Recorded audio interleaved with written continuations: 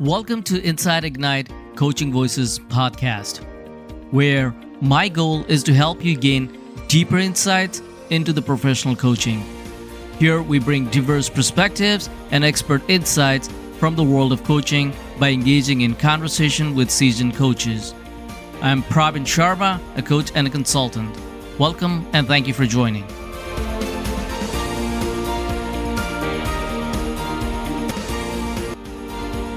And today we have the privilege of speaking with Tina Brigley, a dynamic and passionate coach who's making waves in the coaching industry.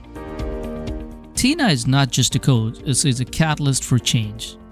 With a unique blend of authenticity, empathy, and razor-sharp insight, she empowers her clients to break through barriers and achieve their fullest potential.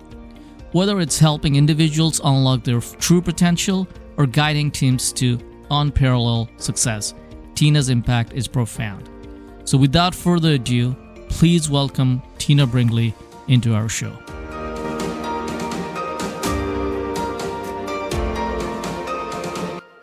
Hi Tina, how are you today? I'm great, how are you? I'm doing excellent, thank you so much for asking. Let's start by talking about your coaching journey.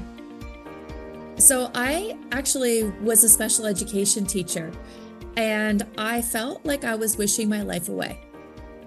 You know, when you go into work on Monday and you wish it was Monday afternoon, or Tuesday you go in and you wish it was Friday, I just felt like I was meant for more. And one day I was sitting on my back porch and I saw a pop-up to become a health coach. And I thought, what the heck is a health coach? So I clicked on this infomercial or webinar thing and I started watching and I was super intrigued. And before I knew it, I was on a call with somebody and I was signed up to become a health coach. Yeah. And that's really how I got started, just scrolling. I think I was actually doing one of those Facebook names tests, you know, those things that are like, what animal were you in a past life? It was one of those silly things. And yeah, it just popped up. So that's literally how I got started. And how long ago was that? That was in 2016. Okay. 2016, September. I remember telling my friends, I think I'm going to be a health coach. And they laughed at me and they said, you're going to coach other people? You can't even figure out your own life, because I had just recently been separated. I was a single mom. And truth be told, moving from having my kids full-time to part-time, I was really looking to just fill my time. I wanted to be busy doing something else. And this was something that I had to experience my own personal transformation in order to really become a coach. And that experience of transformation was life-changing for me. Yeah. And it opened up my eyes to a whole different world that I didn't even know was possible. A lot of people come into the coaching because they've been inspired by something. So your inspiration just dates back to that particular event. So, I mean, I was always inspired by Tony Robbins. Okay. But I thought Tony Robbins was the only coach in the world. Not even joking. Yeah. I didn't even know what personal growth or personal development or even transformation. It was a foreign language to me. Yeah. Now, 7 years later, I think, doesn't everybody know what this is? And I think it has, with the explosion of the internet. It's definitely more common now, but back then it seemed like I was the only one who was really taking myself on and growing a coaching business. I didn't realize that there was other people actually doing this, a lot of people doing this, but it just wasn't in my reality. So you started off as a health coach. So you are a health coach, or you also practice some other kind of coaching, like life coach, executive coach, leadership coach, that kind of thing? Yeah. So I started out as a health coach, and then I realized that people were coming to me for mindset. And I thought, but I'm not a mindset coach. I'm a health coach. Yeah. And then shortly after that, people were coming to me for relationship coaching. And I thought, wait a minute, I'm not a relationship coach. Why are people coming to me for relationship coaching? Yeah. And then in the journey, people were coming to me for business coaching. And I thought, wait a minute, I'm not a business coach. Why are people coming to me for business coaching? Right. What I didn't realize at the time that I realize now, I was sharing my stories. I was sharing my journey, and people were connecting with my stories, and they were reaching out to me, asking me, how did you do that? How did you rekindle your marriage after being separated for 3 years? How did you grow a coaching business when it seems like so many people are struggling to grow a coaching business? So I had no idea that my stories were calling people, drawing people in. So I didn't do any marketing. I didn't do any reach outs. I didn't do a lot in the beginning. People just came to me. And so it kind of evolved as I grew. I wanted to I wanted to serve coaches because I wanted them to, I wanted to show them how easy it could be to grow a coaching business. But being an entrepreneur, I was also attracting a lot of entrepreneurs who were saying, I know what to do. I'm just not doing it. How do I get out of my way? And that's what really lights me up to this day. I believe that we need not just business coaching or life coaching. We need all of it. Relationship coaching. Life is not segmented. So I really enjoy helping people just live their best life. So as I'm hearing about this relationship coach, what exactly is this relationship coach? Relationship is just helping people have more effective relationships, have more communication or better communication. So people that are struggling with relationships will hire a coach to help them have better relationships. When you first started this coaching, what are the key challenges you faced at that time? I would say my biggest challenge was me. I was getting in my own way. I achieved really quick success. I replaced my teaching salary in the first year. And I had this experience that making money was too easy. And somewhere in my brain, I told myself that it has to be hard. Life has to be hard. Growing a business has to be hard. And so I started self-sabotaging.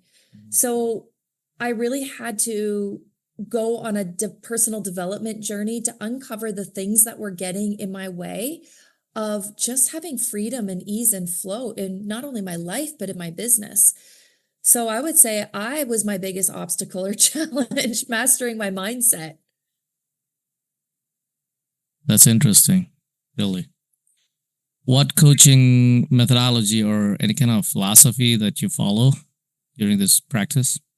So I have my honors in psychology, and I learned a lot about Freud and Carl Jung. And there was a part of their methodology and philosophy that I didn't really resonate with, because they were always looking in the past, digging up the past.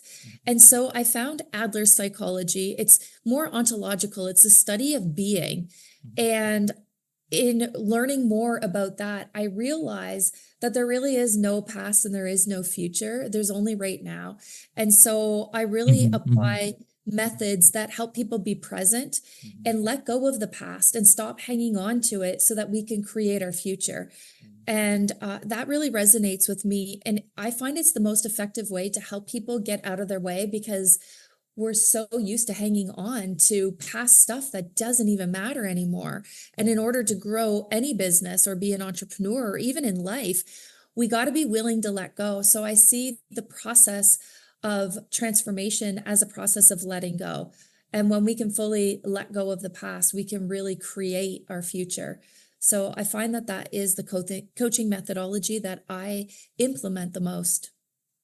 What I realize, lots of people, they go back to their past. There is some kind of like anchor that's holding them from, going from point A to point B. Some of the limiting beliefs that they have in the past that really prevents them from moving forward. I think coaching is one of the way to untangle them from their past and then, moving into the future and into the bright future, I would say, right? Yeah, I mean, it's not what happened, it's the meaning we attach to what happened. So a lot of times I'll talk to my coachees and I'll start noticing patterns in things that show up in their coaching business. And when I recognize the patterns, I go back to the source and I help them see they are hanging on to beliefs about themselves. And it's these beliefs that they're living into, that they're looking for evidence that it's true. Mhm. And that reframe of, I'm not enough, I'm an imposter, I feel inferior. I want to make sure that they see that those feelings and emotions don't really have a lot to do with what's happening right now. It has to do with something that we're hanging on to from the past. So when people really get this and really embody it, they just start noticing those things, and then they make a conscious choice to reframe them and shift them. And that's the key really to success. And a lot of people I talk to say, I don't need mindset coaching. Mhm. And I ask them, are you a human being? Are you living a human experience? Then trust me, you have stuff from the past. You have no idea. They're in your blind spots. And in order for you to get out of your way, you got to be willing to acknowledge that you have these things called blind spots. And you got to be willing to be coachable to see them and release them, because we have a tendency sometimes to say, no, I'm fine. Everything's fine. Sister, you haven't been making money in a year. Is that really fine? Come Yeah. on now. Let's be Yeah. real.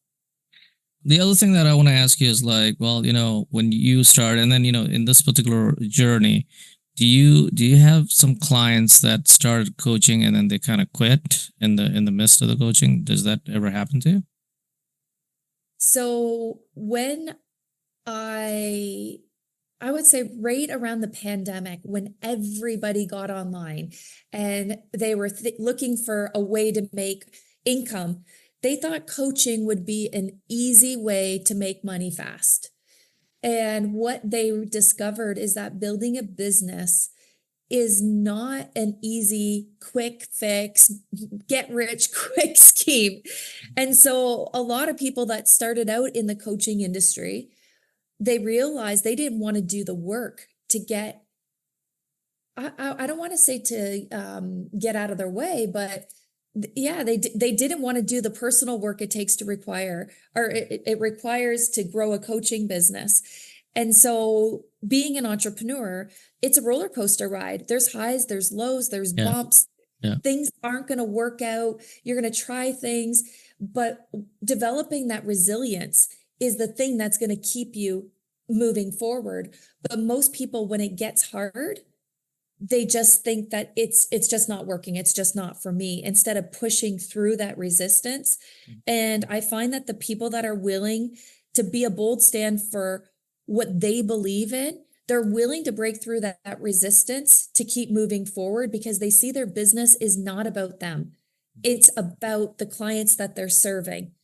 So when people are willing to overcome their fears, their doubts, their resistance, and see that the setbacks are actually set-ups for developing that resiliency muscle, those people thrive and they do very well.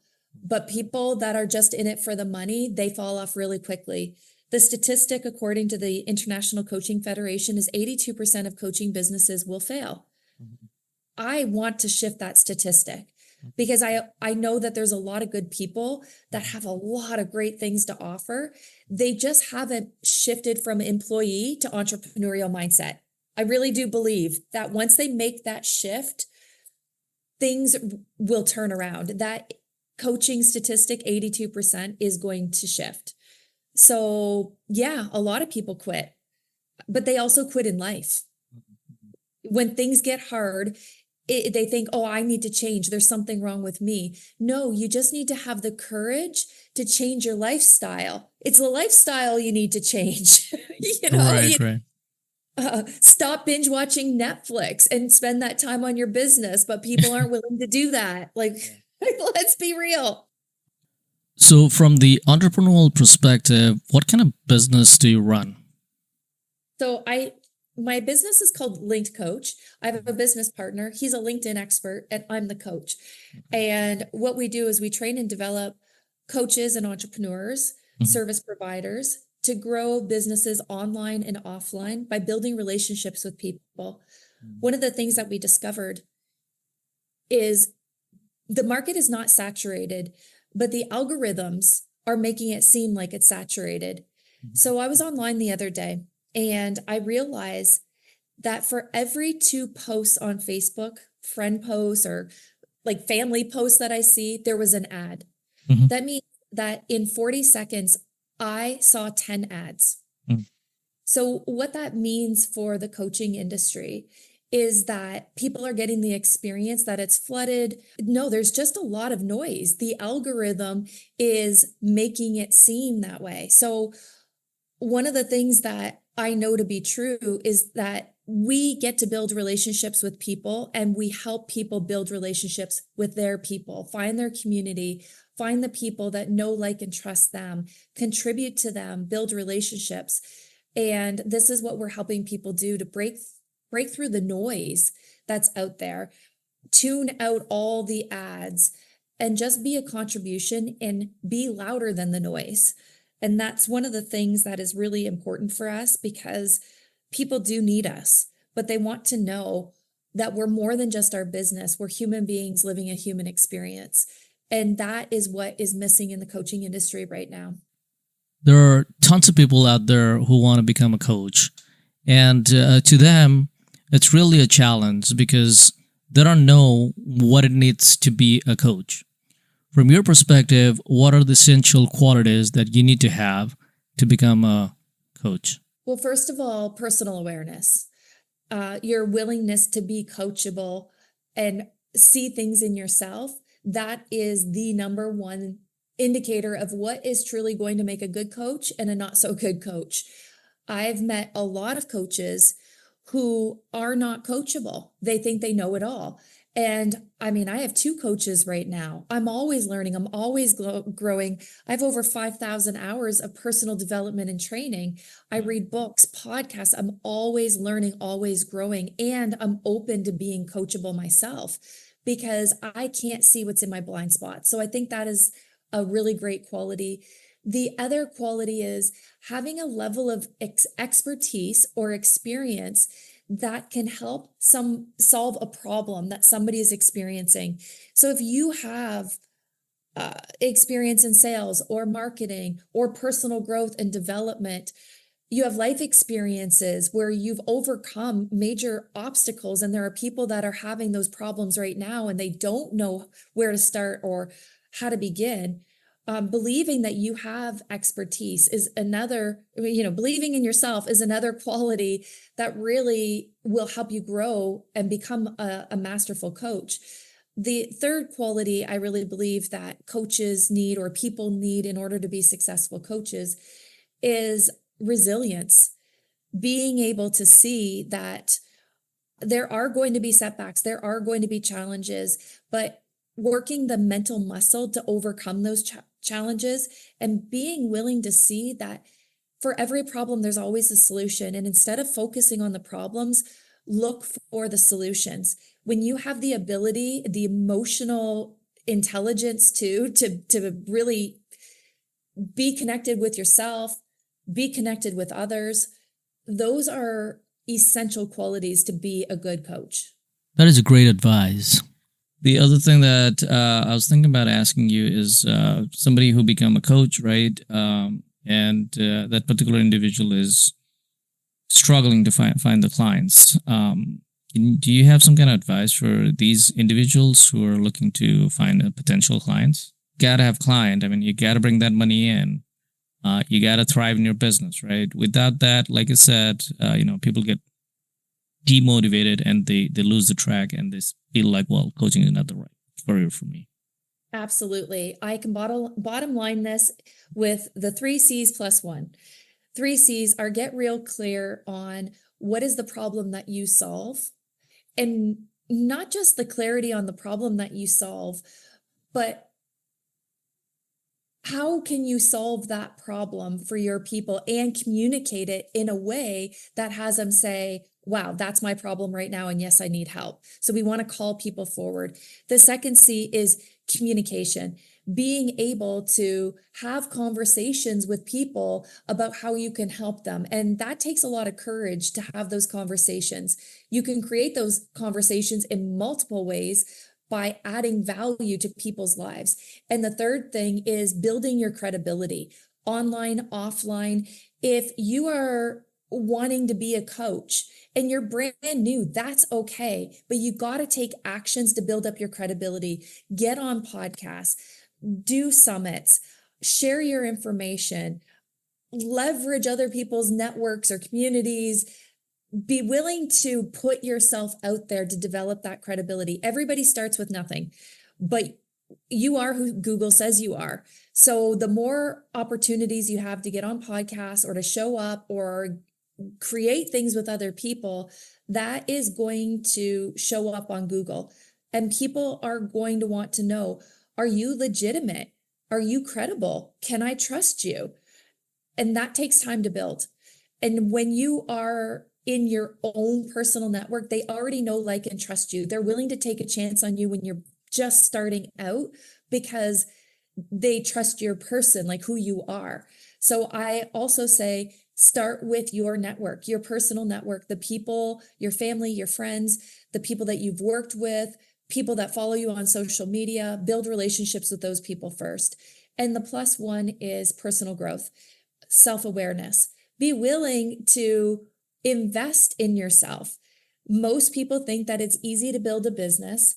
I'm telling you from my heart, there is a lot of information out there, and finding somebody, a mentor that can help you get from A to B in the quickest way possible.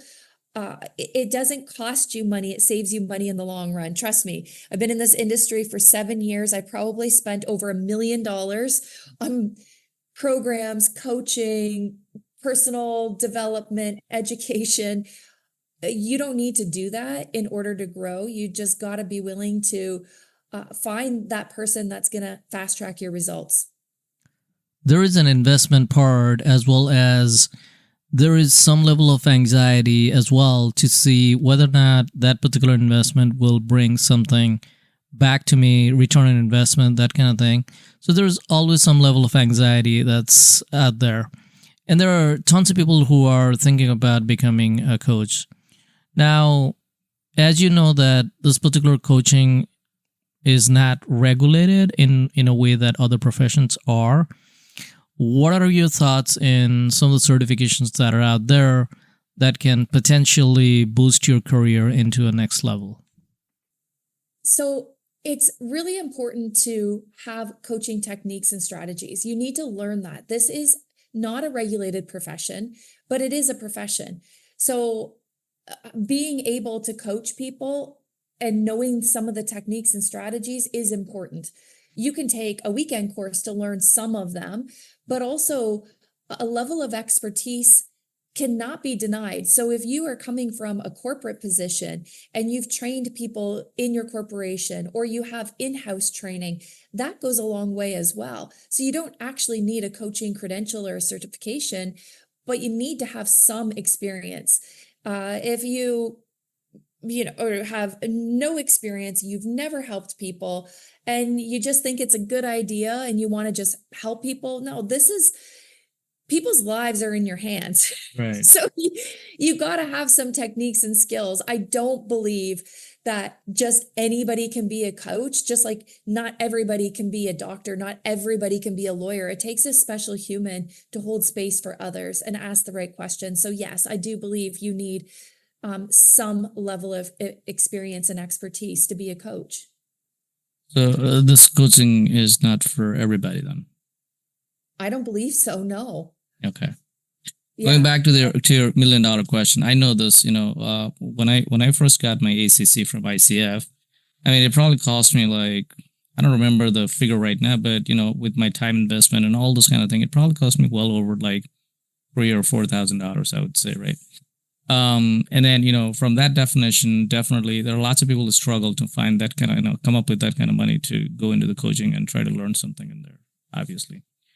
What advice you have for them, for those people who are willing to become a coach or thinking about becoming a coach, but having that financial struggle to get that level of education? What are the ways that they can overcome that challenge? So growing a business is going to require an investment. But I always recommend focusing on income producing activities, which is having conversations, putting yourself out there. if it's important, if it's a priority, we always find the money. There are opportunities to get business loans. There's government grants sometimes to get started with your own business. So I would look for opportunities to see what's available already. There are people that take training courses and the government funds it. So look for opportunities. If this is what you really want, don't let money stop you, because money is the thing that stops most of us from really pursuing what we want. And I don't know how many times I talk to coaches and they say, Tina, I don't have money. I'm like, okay, do you have RSPs? Do you have savings? Do you have trust funds? Do you have a mortgage? Can you? Well, yeah. Be willing to invest. I mean, do whatever it takes. Don't let it stop you, but also be buyer beware. Not all coaches out there are really looking out for your best interests. They're selling a quick fix gimmick. You got to be able to navigate what is a quick fix gimmick. If it's just a marketing strategy, it's just one piece of the puzzle. If it's just a sales strategy, it's just one piece of the puzzle. If it's just learning how to run Facebook ads, don't do it because Facebook ads are very expensive and there's so much noise online. The program that you invest in has to be really focused on helping you get clarity on who you are helping, how you're helping them, and it's leads.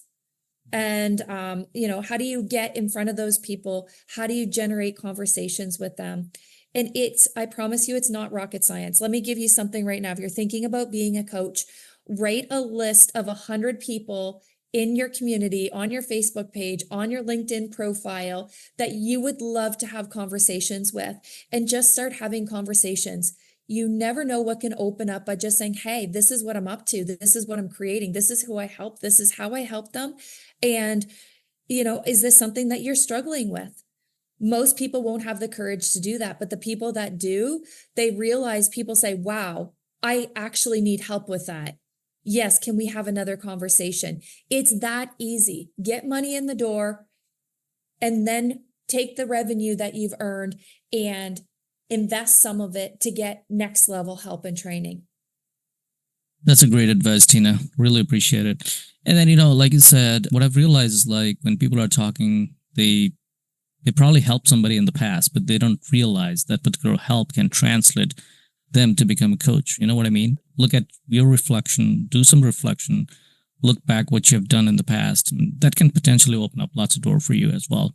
And again, this coaching industry is not that regulated, so you don't have to have that certification. There are tons of courses out there. They're free online. You can just take a look at it. You can get through it, and you can just learn some elements from these kind of coaching and become a great coach as well. What has been the most rewarding aspect of your journey as a coach? Having breakthrough conversations with people. When I help people notice a pattern that has been prevalent in their life, most of their life, and they see the source of it, and they have this aha moment, and they'll say to me, Tina, are you saying that I made this mean this back in when I was 8 years old, and I've been looking for evidence that it's true, that I'm not good enough, or that I'm this or I'm that? And I said, I don't know, but can you see the thread? If we pull the thread, can you see the patterns? Yes, that is exactly how I show up. And that light bulb moment is what I live for. Because I know in that moment, transformation doesn't happen over time. It happens in a moment where people see something that they've never seen before and they take new actions and it changes their life. That is the most rewarding part of my job. And I do it every single day, multiple times a day. There's no greater gift in the world than helping people have insights that are life altering. Time just flies, and we're coming towards the end of this conversation. Do you have anything that you want to express that we're not able to cover in the past? I believe that the world needs more coaches. The world is shifting. Education is shifting. People are looking to people who have experience, who have knowledge, who can fast track their results. They don't want to spend 4 years in university to not find a job. They want to be able to get what they need right away. So the world needs you. If you're thinking about becoming a coach, or you're thinking about leveraging your experience and there's a part of your brain that's saying, no, you can't do this, know that that part of your brain is just designed to keep you in your comfort zone, to keep you safe. But I would encourage you to ask the question, what would it be like if I actually could do this? If I really could turn this passion into profit? And when you are committed to making that happen, anything is possible. So believe in yourself. With that thought, thanks for being in our show. Really appreciate our time. Thank you. I appreciate you. That was Tina Brigley, a professional development coach, in conversation with Pravin Sharma at Insight Ignite Coaching Voices podcast. You can contact Tina in her email ID, tina@linked.coach. We'll be bringing out coaching-related topics in coming episodes from the Insight Ignite Coaching. If you find this content helpful, share with your friends and colleagues, and follow our show in Spotify, Apple Podcast, YouTube, and in our own webpage at www.insightignitecoaching.com. Please continue to leave your candid feedback. That's the only way we can grow and serve our coaching community. Thank you for listening.